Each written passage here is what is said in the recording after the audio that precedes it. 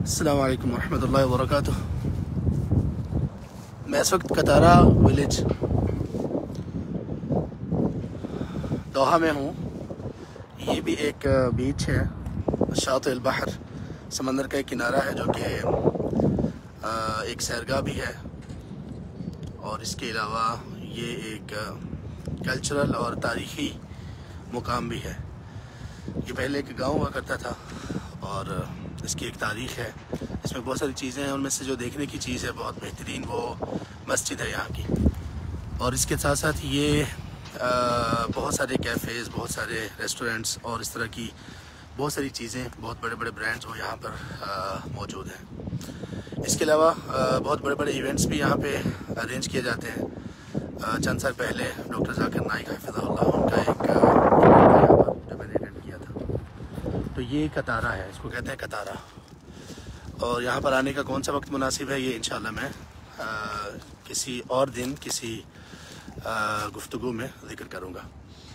آج جو گفتگو کرنی ہے مجھے وہ یہ ہے کہ پچھلی دفعہ جب ہم لوسیل سٹی کے بیچ پر تھے تو میں نے کہا تھا کہ ایک حدیث مجھے یاد آئی ہے، اور وہ حدیث چیٹ میں صرف ایک بھائی نے لکھی، باقی بہت سارے بھائیوں نے، بہنوں نے بہت ساری آیات اور احادیث لکھی جو سب کی سبھی بہت ہی مفید اور بہت ہی کام کی اور سبق آموز اور بہت ہی بہترین تھی۔ ظاہر ہے آیات اور احادیث ہوں تو ان میں کیا شک باقی رہ جاتا ہے کہ ان میں فوائد ہی فوائد اور دنیا اور آخرت کی بھلائی اور ان کے اسباق موجود ہوتے ہیں۔ لیکن جو حدیث میرے ذہن میں آئی وہ ایک بھائی جو یہیں دوحہ میں ہی رہتے ہیں، میں ان کو شاید نہیں جانتا ہوں، ادریس بھائی ہیں، انہوں نے وہ حدیث ذکر کی، تو وہ حدیث میں آپ کو سناتا ہوں۔ مجھے اللہ سے امید ہے کہ انشاءاللہ ہم اس حدیث سے بہت کچھ سیکھ سکیں گے۔ بہت جامع اور بہت ہی زیادہ سبق آموز وہ حدیث ہے، اور اللہ کرے کہ ہمیں وہ ہمیشہ یاد رہے، خاص طور پر ہمارے ان بھائیوں کو، بہنوں کو جو اس طرح کے علاقوں میں رہتے ہیں جہاں پہ رونق، جہاں پہ مال و دولت کی فراوانی، جہاں پہ یہ رنگ اور روشنیاں، یہ سب چیزیں جہاں پہ وافر مقدار میں ہیں۔ وہ حدیث یہ ہے، رسول اللہ صلی اللہ علیہ وسلم نے فرمایا، اور سبحان اللہ جب میں لوسیل سٹی پہ جا رہا تھا تو وہاں میرے ٹویٹر کے اکاؤنٹ میں کچھ اکاؤنٹس کو میں فالو کر رہا ہوں۔ ایک اکاؤنٹ ہے، اس کا نام ہے شیخ تراث الشیخ الالبانی رحمہ اللہ۔ اس اکاؤنٹ جیسے میں نے ٹویٹر کھولا، میں نے کہا کہ وہ حدیث اس کے ذرا الفاظ کنفرم کر لوں، تو سب سے پہلے شیخ البانی کا اکاؤنٹ میرے سامنے آیا، اور سبحان اللہ وہی حدیث آئی جو کہ میں سوچ رہا تھا۔ میں آپ کو حدیث سناتا ہوں۔ حدیث یہ ہے، رسول اللہ صلی اللہ علیہ وسلم نے ارشاد فرمایا، صحیح مسلم میں یہ حدیث، آپ نے فرمایا قسم کھا کے، اور جب اللہ تبارک و تعالیٰ کسی بات کی قسم کھائیں اس کا الگ معنی اور مفہوم ہے۔ جن لوگوں نے تفسیر کی کچھ کلاسز ہمارے ساتھ لی ہیں، امید ہے کہ وہ لوگ جانتے ہوں گے۔ رسول اللہ صلی اللہ علیہ وسلم جب کسی چیز کے بارے میں قسم اٹھائیں تو اس کا کیا مطلب ہے؟ دیکھیے، رسول اللہ صلی اللہ علیہ وسلم وہ ہیں جو کہ صادق المصدوق ہیں۔ ان کے بارے میں بہت کچھ ان کے مخالفین نے کہا، مجنون کہا، ساحر کہا، لیکن کسی نے یہ جرأت نہیں کی کہ ان کو جھوٹا کہہ سکے، تو ان کو سچا اور وہ جس کی تصدیق کی جائے وہ کہا جاتا تھا۔ تو جب ایسی شخصیت قسم کھا کے کوئی بات کہیں تو اس کا مطلب یہ ہے کہ وہ بہت ہی زیادہ قابل توجہ اور بہت زیادہ اہم بات ہے جس کی طرف توجہ دلائی جا رہی ہے، کہ جس کے متعلق وہ شخص قسم کھا رہا ہے کہ جس نے کبھی بھی جھوٹ نہیں بولا اور کبھی بھی جھوٹ کا ایکسپیرینس اس کے متعلق، ان کے متعلق نہیں کیا گیا۔ حدیث یہ ہے، رسول اللہ صلی اللہ علیہ وسلم نے فرمایا، واللہ، اللہ کی قسم، مد دنیا فی الآخرۃ الا مثل ما یجعل احدکم اصبعہ فی الیم، اللہ کی قسم دنیا آخرت کے مقابلے میں ایسے ہی ہے جیسے کوئی شخص تم میں سے سمندر میں اپنی انگلی داخل کرے، فلینظر بما یرجع، اور اس کے بعد وہ یہ دیکھے کہ اس کی انگلی کے ساتھ کیا واپس آیا ہے۔ اس حدیث کی شرح سے پہلے میں آپ لوگوں کو یہ سمندر ہے، یہ دیکھیے یہ سمندر ہے، سبحان اللہ، اور ہم سب جانتے ہیں کہ زمین میں خشکی کا ایریا کتنا کم ہے، اور سمندر اور پانی کا ایریا کتنا زیادہ ہے۔ اب اس میں انگلی ڈبوتے ہیں ہم سمندر میں، یہ سمندر میں انگلی ڈبونے کے بعد اب اس حدیث پر غور کیجیے۔ آپ نے فرمایا کہ تم میں سے کوئی ایک شخص سمندر میں انگلی ڈبوئے اور پھر وہ دیکھے کہ اس کی انگلی کے ساتھ کیا واپس آیا۔ انگلی کے ساتھ اگر ہم دیکھیں تو پانی کا ایک قطرہ شاید باقی ہے، ایک آدھ قطرہ وہ گر گیا پہلے ہی۔ اب آپ نے کہا کہ اس کو دیکھو، اس کے پیچھے آپ صلی اللہ علیہ وسلم کی کیا حکمت اور کیا آپ ہمیں سکھانا چاہتے ہیں؟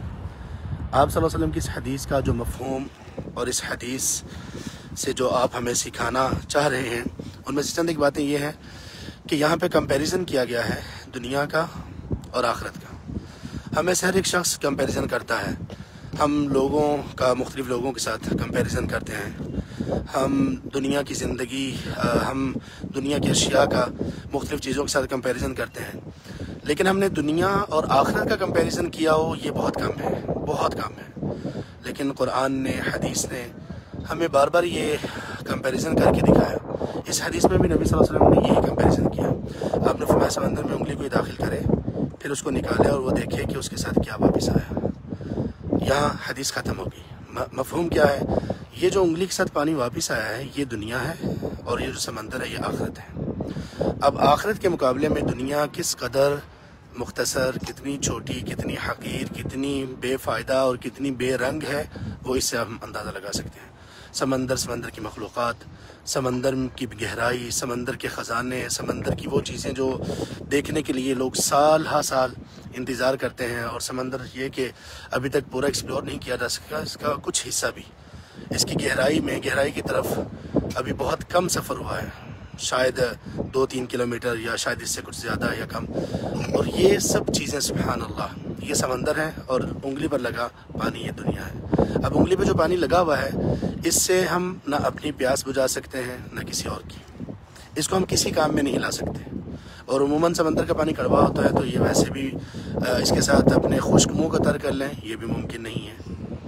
تو یہ کتنی حقیر ہے یہ دنیا جو سمندر کے مقابلے میں ہے۔ امام ابن القیم رحمہ اللہ نے ایک جگہ پر لکھا کہ وہ شخص انتہائی بے عقل ہے کہ جو ایک گھڑی کے لیے، ایک سیکنڈ کے لیے یہ دنیا ساری کی ساری زندگی ہے، وہ ایک سیکنڈ سے زیادہ نہیں ہے آخرت کے مقابلے میں، تو اس ایک سیکنڈ کے لیے نہ ختم ہونے والے وقت اور نہ ختم ہونے والی زندگی کو خسارے میں ڈال لیں۔ یہ سب سے بے عقل شخص ہے۔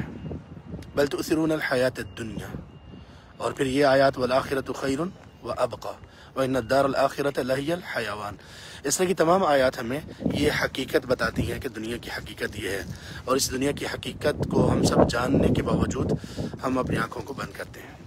تو آپ صلی اللہ علیہ وسلم نے ہمیں یہ جو دعوت فکر دی ہے، جو غور کرنے کا کہا ہے، اس پر ضرور غور کیجیے۔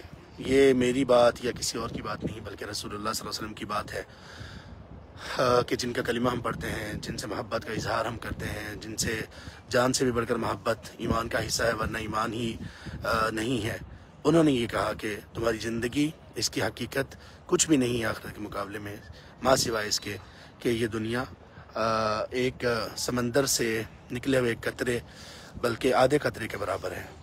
تو ہمیں اس دنیا کو وہی حیثیت دینی چاہیے جو اس دنیا کی حیثیت اللہ تبارک و تعالیٰ نے دی ہے۔ اس سے زیادہ اگر ہم اس دنیا میں اپنے آپ کو اس دنیا میں مگن ہو گئے اور اپنے آپ کو اس دنیا میں مشغول کر لیا اور اس دنیا میں انٹرسٹ لینا شروع کر دیا تو پھر یہ دنیا ہمیں تباہ کر دے گی۔ وَمَا الْحَيَاةُ الدُّنْيَا إِلَّا مَتَاعُ الْغُرُورِ، پھر یہ دنیا کی زندگی ہمارے لیے ایک دھوکے کا سامان بن جائے گی۔ تو اس حدیث کو ہمیشہ یاد رکھیے، ہمیشہ اس حدیث کو یاد رکھیے۔ اور اس حدیث کے سلسلے میں آخر میں ایک اور پیغام آپ کو میں دینا چاہتا ہوں کہ زندگی میں بہت ساری ایسی چیزیں ہیں جو ہمیں اگر نہ آتی ہوں تو ہم بہت خسارے میں ہوتے ہیں۔ ایک ایسی چیز کہ جس کے اعتبار سے ہمارے دنیا اور آخرت دونوں کا خسارہ ہے، جس کے نہ ہونے کی وجہ سے، وہ ہے عربی زبان کا نہ آنا۔ سبحان اللہ، دیکھیے یہ حدیث ذہن میں آئی اور اس کے بعد فوراً عربی کے الفاظ ذہن میں تھے، یا عربی کو اگر انسان جانتا ہے تو فوراً اس حدیث تک پہنچ سکتا ہے اور ڈائریکٹ وہ رسول اللہ صلی اللہ علیہ وسلم کے الفاظ کو سمجھ سکتا ہے جو آپ کی زبان مبارک سے نکلے بغیر کسی ٹرانسلیشن کے۔ تو ہم نہیں جانتے کہ عربی زبان نہ سیکھنے کی وجہ سے ہم کتنی چیزوں سے محروم ہیں اور کتنا نقصان اپنا کر رہے ہیں۔ تو عربی زبان ضرور سیکھیے اور اس حدیث کو ہمیشہ ذہن میں رکھیے اور ہمیشہ اس حدیث کا تکرار کرتے رہیے تاکہ دنیا کی حقیقت ہمارے ذہن میں ہو۔ بارک اللہ فیکم، السلام علیکم ورحمۃ اللہ وبرکاتہ۔